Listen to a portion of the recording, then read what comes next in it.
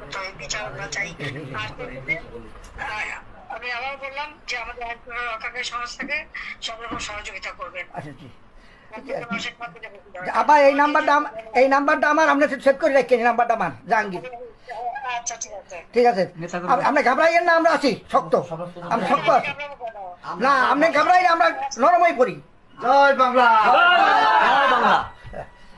আবার আপনি আমি আর ইতিমধ্যে সমস্ত ঘটনার পরে যে কত মানুষ মারা গেছে, আমাদের পুলিশ মায়ের ঝুলায় রেখে দেয়, আমাদের কর্মী মায়ের হাসপাতালে চিকিৎসা করতে গেছে তাকে টাইনে এনে ঝুলায় গুলি করে মারে, পুলিশের পিঠা মারা, এরকম বিভৎস ঘটনা কে দেখছে?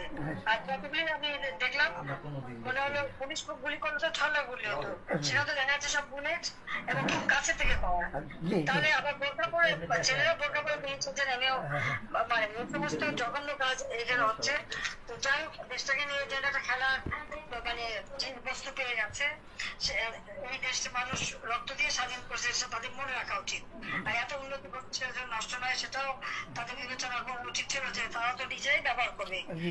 আমি তো ব্যবহার করবো না বা আমাকে ব্যবহার করবো বলে তৈরি করিনি, তৈরি করেছি আমি সাধারণ মানুষের জন্য, মানুষের সেবা দেওয়ার জন্য, মানুষের জীবনটা উন্নতি করার জন্য, তাই না?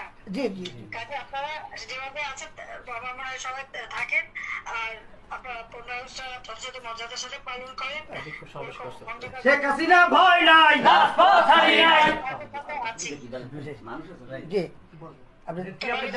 ঠিক আছে, দোয়া করে খাবা সবাইকে সামনে থেকে এখন আর আগে না। জি জি জি ঠিক আছে, ঠিক আছে, ঠিক আছে। শেখ হাসিনা ভয় নাই। প্রিয় বরগুনাবাসী, সারা বাংলাদেশের যারা লাইভটি দেখেছেন, মাত্র আমাদের মাননীয় নেত্রীর সাথে কথা বলেছেন বরগুনা জেলা আওয়ামী লীগের সংগ্রামী বিপ্লবী সাধারণ সম্পাদক জনাব আলহাজ মোহাম্মদ জাহাঙ্গীর কবির কাকা, জনাব আলহাজ মোহাম্মদ জাহাঙ্গীর কবির।